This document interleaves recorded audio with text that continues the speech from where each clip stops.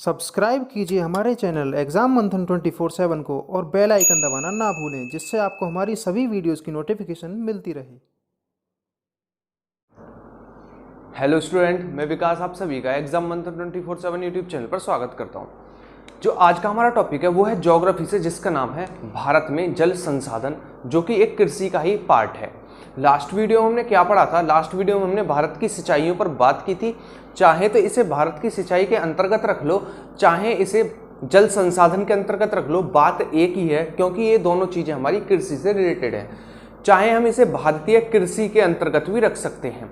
आने वाले समय में अब हम नेक्स्ट वीडियोस के अंतर्गत पढ़ेंगे भारत में किस प्रकार की खेती की जाती है, कौन सी खेती सर्वाधिक की जाती है, कौन सा राज्य प्रथम स्थान पर है उत्पादन में, उपभोग में। इन सभी चीज़ों पर आने वाले समय में भी बात करने वाले हैं। तो अभी हमने क्या खत्म किया था? सिंचाई और अब जो हमारा जल संसाधन, दोनों को हम एक बार देख लेते हैं, उसके बाद हम फसलों पर जाएंगे। ठीक है, अपने यहाँ पर कंसेप्ट डेवलप कीजिए। हम बेसिकली जो मेन फोकस है हमारा वो कंसेप्ट डेवलप करने के लिए है। जितने भी स्टूडेंट हैं उनका कंसेप्ट ज़्यादा से ज़्यादा डेवलप हो, इस चीज़ पर हम काम कर रहे हैं। ठीक है, वीडियो शुरू करने से पहले आप एक बात सुनिए। जिसने भी मेरी ज्योग्राफी की क्लास ली है, ज्योग्राफी की जिसने भी क्लास ली है और वर्ल्ड ज्योग्राफी की क्लास ले रहे हैं और वर्ल्ड ज्योग्राफी की क्लास ले रहे हैं, तो वीक के लास्ट 3 डेज, ठीक है ना, वीक के लास्ट 3 डेज संदीप सर के साथ वो क्या कर सकते हैं? एमसीक्यू क्रैश कोर्स कर सकते हैं। एमसीक्यू क्रैश कोर्स, ठीक है ना,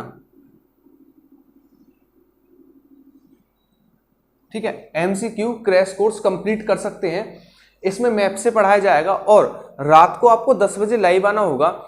लास्ट के हफ्ते के 3 दिनों में ज्योग्राफी के जो क्रैश कोर्स होगा वो पढ़ाया जाएगा और शुरुआत के जो 3 दिन होंगे उसके अंतर्गत मैं प्रीवियस ईयर क्वेश्चन कराऊंगा।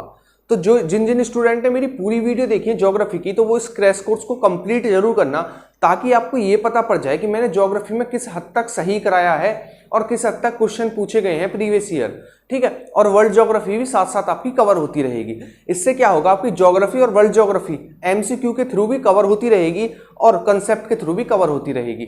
तो आपको लाइव आना है। जितने भी ज्योग्राफी वाले स्टूडेंट हैं वो सभी लाइव आएंगे रात को 10 बजे, लास्ट के 3 दिन। ठीक है, शुरुआत के 3 दिन मैं पढ़ाऊंगा, यानी आज, कल और परसों मैं पढ़ाऊंगा प्रीवियस ईयर एमसीक्यू, और लास्ट के जो 3 दिन होंगे वो संदीप सर पढ़ाएंगे क्या? ज्योग्राफी, इंडियन ज्योग्राफी और वर्ल्ड ज्योग्राफी के एमसीक्यू क्रैश कोर्स। ठीक है, तो आज की हम वीडियो शुरू करते हैं। आप सभी को जरूर आना है और आज की हम वीडियो शुरू करते हैं, जिसके अंतर्गत हम पढ़ने वाले हैं क्या? भारत में जल संसाधन। भारत में जल संसाधन यानी जो हमारी कृषि है उसकी सिंचाई किस प्रकार होती है, कौन सा राज्य पहले स्थान पर है, सिंचित में, असिंचित में। ठीक है, इस पर हम बात करने वाले हैं।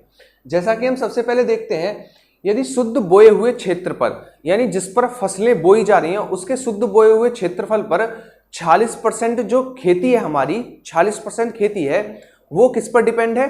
तो वो हमारी सिंचाई पर डिपेंड है। बात करें शेष 54%, तो शेष 54% हमारी वर्षा पर डिपेंड है। ठीक है, ये क्वेश्चन पूछा गया है। जो हमारी शुद्ध बोया हुआ क्षेत्र है जिस पर फसलें बोई जाती हैं उसका 46% हमारा सिंचाई पर डिपेंड है और शेष 54% हमारा मानसून यानी वर्षा पर डिपेंड है। ठीक है, नेक्स्ट हम बात करते हैं वो है कि दक्षिण भारत में जो सिंचाई की जाती है वो तालाबों के द्वारा की जाती है। तालाबों से इसलिए की जाती है क्योंकि दक्षिण भारत हमारा पठारीय है। दक्षिण भारत पठारीय होने के कारण यहाँ पर क्या होता है, जो पठार होते हैं, पठार कैसे होते हैं? हार्ड होते हैं। तो पठारों में क्या होता है, गड्ढे बन जाते हैं और उन गड्ढों में वर्षा का पानी जमा हो जाता है। जब बारिश का पानी जमा हो जाता है वो सतही तालाब का निर्माण करते हैं।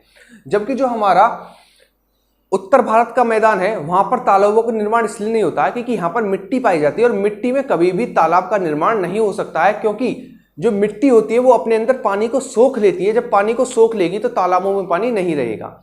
इसका उल्टा देखें तो जो हमारा प्रायद्वीपीय भारत का पठार है ये पठारी भाग है, जिसके कारण ये पठार होने के कारण मिट्टी नहीं पाई जाती है और पानी नहीं सोखा जाता, इसलिए यहाँ पर तालाबों में पानी बना रहता है। ठीक है, यही कारण है कि दक्षिण भारत में सर्वाधिक सिंचाई तालाबों के द्वारा की जाती है। नेक्स्ट हम देखते हैं कि भारत में सिंचित सर्वाधिक क्षेत्र वाले राज्य, भारत में सिंचित सर्वाधिक क्षेत्र वाले राज्य यानी जहां पर सर्वाधिक सिंचाई होती है, जहां पर सर्वाधिक सिंचाई होती है, चाहे वो नहरों से हो, चाहे वो नलकूपों से हो, चाहे वो तालाब से हो, टोटल का एवरेज मिलाकर सर्वाधिक सिंचित वाले राज्य जो हैं हमारे, पहले पे हमारा यूपी है यानी उत्तर प्रदेश है, सबसे पहले पर उत्तर प्रदेश है, उसके बाद हमारा राजस्थान है, ठीक है, उसके बाद हमारा पंजाब है और लास्ट में हमारा आंध्र प्रदेश है। आंध्र प्रदेश है यानी टोटल का मिला के, चाहे वो नलकूपों से हो, चाहे वो ट्यूबवेलों से हो, ठीक है, चाहे वो नदियों से हो, चाहे वो तालाबों से हो, किसी से भी हो, टोटल का एवरेज निकालें और देखें कि सर्वाधिक कौन सा राज्य सिंचाई कर रहा है। तो उसमें सबसे पहले है हमारा उत्तर प्रदेश, फिर है राजस्थान, तीसरे पे हमारा पंजाब और चौथे पे हमारा आंध्र प्रदेश। यदि बात करें प्रतिशत के हिसाब से, क्योंकि यूपी का क्षेत्रफल ज्यादा है, सीधी सी बात है यहां पर सिंचाई भी ज्यादा होती होगी, लेकिन यदि हम बात करें किस पर, बात करें प्रतिशत के हिसाब से, तो प्रतिशत के हिसाब से सर्वाधिक जो सिंचित वाला राज्य है, सिंचाई वाला राज्य है, वो हमारा पंजाब, जहां पर 94% लगभग 94% हमारी 97% हमारा क्या होता है, सिंचाई की जाती है। जमीन की 97% सिंचाई की जाती है। जो क्षेत्रफल पर फसलें बोई जाती हैं उसका 97% सिंचाई पर निर्भर है, शेष 3% हमारा वर्षा पर निर्भर है। ठीक है, ये डिफरेंस है। नेक्स्ट देखते हैं हम सर्वाधिक असिंचित वाले राज्य, यानी जहां पर सिंचाई नहीं होती है, जहां पर सिंचाई की सुविधाएं नहीं है और सूखाग्रस्त हैं। तो पहले पर हमारा महाराष्ट्र का वृष्टि छाया प्रदेश है, यानी विदर्भ वाला इलाका, जहां पर आपने देखा होगा किसान आत्महत्या करते रहते हैं। यही कारण है क्योंकि वो असिंचित वाले क्षेत्र में आता है जहां पर सिंचाई नहीं होती है। कौन सा? महाराष्ट्र का विदर्भ वाला क्षेत्र या फिर वृष्टि छाया प्रदेश। दूसरे पर हमारा राजस्थान है। देखिए राजस्थान यहां भी दूसरे पर था, सर्वाधिक सिंचित वाले स्थान पर। यदि बात करें असिंचित वाले स्थान पर, यहां भी दूसरे नंबर पर। इसका कारण ये है, मान लीजिए कोई ये खाली गिलास है, इसे आपको भरना है, और दूसरा ये गिलास है जो कि आधा भरा हुआ है, इसे आपको भरना है। ठीक है, तो आप किस में पानी ज्यादा डालेंगे? तो आप इस खाली गिलास में पानी ज्यादा डालेंगे। तो वही कारण है क्योंकि राजस्थान बहुत ही ज्यादा सूखाग्रस्त क्षेत्र है, इसमें कितनी भी सिंचाई कर लो फिर भी सूखा रह जाता है।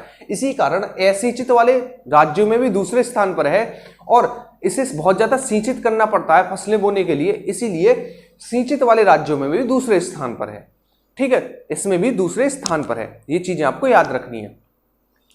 ठीक है, नेक्स्ट हम देखते हैं योगदान का मतलब कि हमारी नहरों से कितने % सिंचाई होती है, तालाबों से कितने % सिंचाई होती है, ठीक है ना, ट्यूबवेलों से कितने % सिंचाई होती है, इस पर बात करते हैं। यदि बात करें सर्वाधिक किससे सिंचाई होती है हमारी, तो सर्वाधिक जो हमारी सिंचाई होती है वो होती है नलकूपों यानी ट्यूबवेलों से।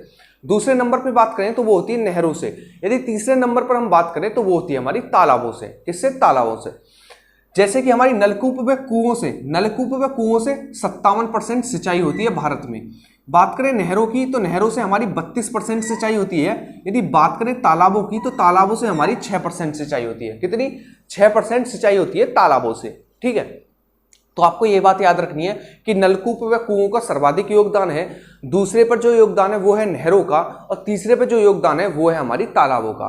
बात करें कुओं और नलकूपों का कितना योगदान है, तो कुओं और नलकूपों का योगदान है 57%।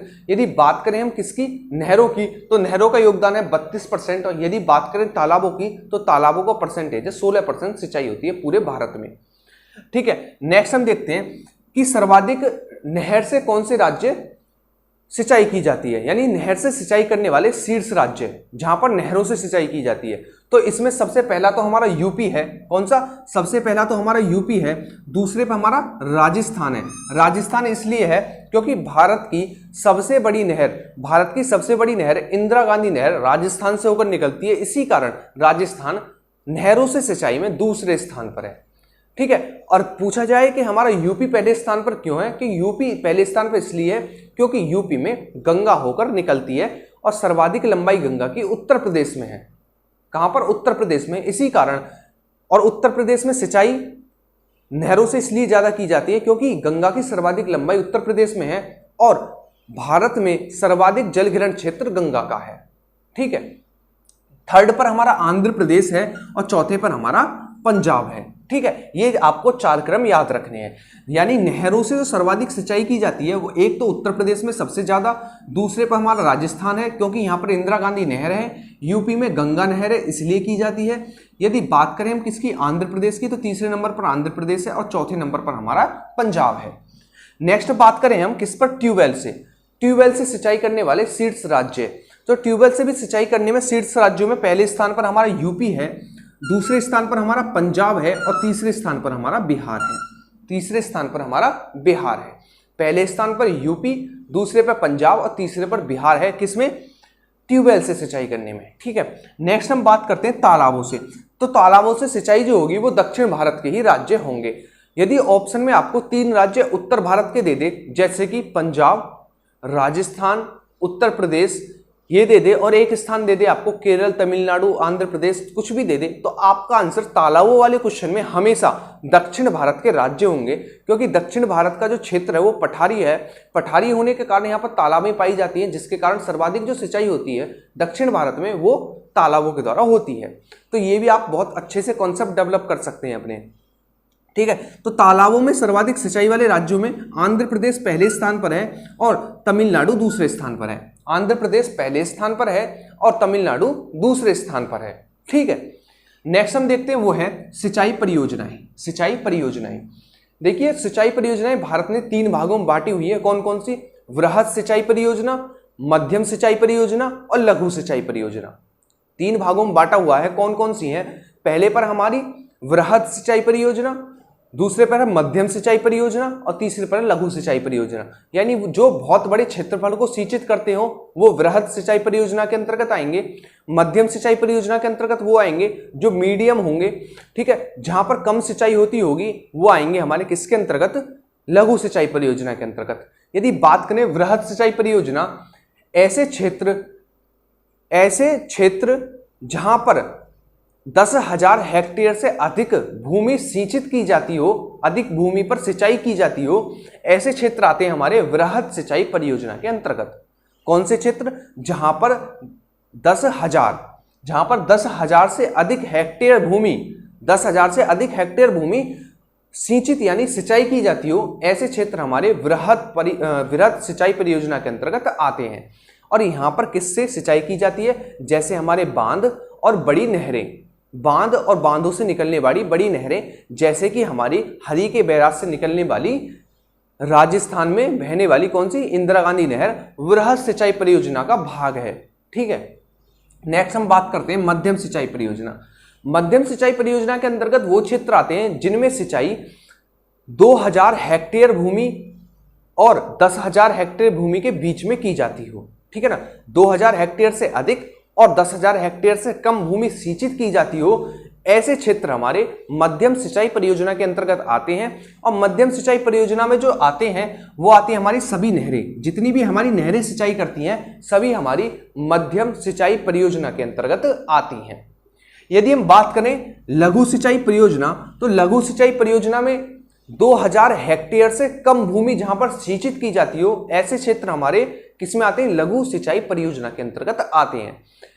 भारत में सर्वाधिक किस प्रकार की सिंचाई परियोजना है? तो भारत में सर्वाधिक लघु सिंचाई परियोजना प्रचलित है।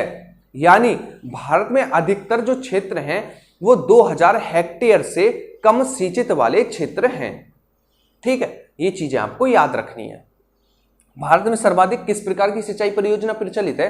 तो लघु सिंचाई परियोजना, यानी जहां पर 2,000 हेक्टेयर से कम भूमि सिंचित की जाती हो। ठीक है, तो ये थे हमारा भारत की सिंचाई यानी भारत में जल संसाधन। आइए एक बार रिकॉल कर लेते हैं। सबसे पहले हमने पढ़ा शुद्ध बोए हुए क्षेत्रफल पर कितने % हमारा सिंचाई पर निर्भर है? तो हमारा 46%। ठीक है ना, बात करें शेष 54% हमारा वर्षा पर निर्भर है। दक्षिण भारत में सर्वाधिक सिंचाई तालाबों के द्वारा की जाती है, क्योंकि यहाँ पर पठार पाए जाते हैं। नेक्स्ट हम बात करें भारत में सर्वाधिक सिंचाई वाले राज्य कौन कौन से हैं? तो पहले पर यूपी, दूसरे पर राजस्थान, तीसरे पर हमारा पंजाब और चौथे पर हमारा आंध्र प्रदेश। यदि हम बात करें यूपी में सर्वाधिक सिंचाई नहरों से की जाती है और नहरों में भी किससे? गंगा नहर से। नेक्स्ट हम देखते हैं क्षेत्रफल की दृष्टि से सर्वाधिक सिंचाई वाला राज्य जो है वो है हमारा पंजाब, जिसमें लगभग 97% सिंचाई की जाती है और 3% वो मानसून पर निर्भर है। नेक्स्ट हम देखते हैं सर्वाधिक असिंचित वाले राज्य यानी जहां पर सिंचाई नहीं की जाती है। पहले पर हमारा महाराष्ट्र का विदर्भ क्षेत्र और दूसरे पर हमारा कौन सा? राजस्थान। यदि हम बात करें योगदान की तो नलकूपों और ट्यूबवेलों का जो योगदान है वो है 57%। यदि बात करें नहरों की तो नहरों का योगदान है 32%। यदि बात करें तालाबों की तो तालाबों का प्रतिशत है 16%। नेक्स्ट हम बात करते हैं शीर्ष 4 नहर सिंचित राज्य यानी जहां पर नहरों से सर्वाधिक सिंचाई की जाती है। पहले पर हमारा यूपी, दूसरे पर हमारा राजस्थान, तीसरे पर है आंध्र प्रदेश और चौथे पर हमारा पंजाब। ठीक है, नेक्स्ट हम देखते हैं ट्यूबवेलों से कहां पर सिंचाई अधिक की जाती है। तो ट्यूबवेलों से सबसे पहले यूपी, दूसरे पर है पंजाब और तीसरे पर है बिहार। ठीक है, नेक्स्ट हम देखते हैं तालाबों से। तो तालाबों से दक्षिण भारत के राज्य होंगे कौन कौन से, पहले पर हमारा कौन सा, आंध्र प्रदेश, और दूसरे पर है तमिलनाडु तालाबों में। उसके बाद हमने पढ़ा कि हमारी सिंचाई परियोजना 3 भागों में बटी हुई है, वृहद सिंचाई परियोजना, मध्यम सिंचाई परियोजना और लघु सिंचाई परियोजना। यदि बात करें वृहद सिंचाई परियोजना की तो 10,000 हेक्टेयर से अधिक भूमि जहां पर सिंचित की जाती है वो हमारी किसके अंतर्गत आती है, तो वो हमारी वृहद सिंचाई परियोजना के अंतर्गत आती है। और इसमें जो सिंचाई की जाती है वो बांधों और बांधों से निकलने वाली नदियों से की जाती है। ठीक है, उसके बाद हमने देखा मध्यम सिंचाई परियोजना, जहां पर 2,000 और 10,000 हेक्टेयर के बीच में भूमि सिंचित की जाती है। ऐसे क्षेत्र हमारे मध्यम सिंचाई परियोजना के अंतर्गत आते हैं और इसमें जो योगदान होता है वो सभी नहरों का योगदान होता है मध्यम सिंचाई परियोजना के अंतर्गत। लास्ट में हमने बात की लघु सिंचाई परियोजना। जो हमारी लघु सिंचाई परियोजना है उसके अंतर्गत जहां पर जिस क्षेत्र में 2,000 हेक्टेयर और उससे कम भूमि सिंचित की जाती हो ऐसे क्षेत्र हमारे आते हैं लघु सिंचाई परियोजना के अंतर्गत। इनमें सर्वाधिक योगदान जो होता है तालाबों का, नलकूपों का, ट्यूबवेलों का, इन सभी का योगदान होता है। और भारत में सर्वाधिक कौन सी सिंचाई प्रचलित है, तो आपका आंसर होगा लघु सिंचाई परियोजना प्रचलित है। ठीक है, तो ये आपको चीजें याद रखनी है। तो ये था आज का हमारा टॉपिक। कमेंट में बताना आपको वीडियो कैसी लगी। कंसेप्ट से पढ़ेंगे, चाहे हम एमसीक्यू ना पढ़ें, एमसीक्यू क्यों ना पढ़ें, हम कंसेप्ट से पढ़ते रहेंगे। ये चैनल आपको इतनी जीएस की नॉलेज दे देगा आने वाले समय में कि आपको कहीं भी भागने की जरूरत नहीं पड़ेगी, ना तो नोट्स को लेके, ना ही किसी कंसेप्ट को लेके। ठीक है, आप औरों से क्वेश्चन करेंगे आने वाले टाइम में, इतने कंसेप्ट आपके डेवलप होने वाले हैं यहाँ पर। उससे पहले आज लेक्चर खत्म करने से पहले फिर से मैं बता देता हूं, ज्योग्राफी का क्रैश कोर्स एमसीक्यू का प्रीवियस ईयर जरूर करना। मैथ से पढ़ाया जाएगा, वो भी लास्ट के 3 दिन हफ्ते के, और मैं उसका तो लाइव क्लास लगेगी ही, तो मैं शेयर कर दूंगा, तो आप उसमें जरूर आना। शुरू के 3 दिन मैं पढ़ाऊंगा, यानी आज भी लाइव आऊंगा, कल भी और परसों भी।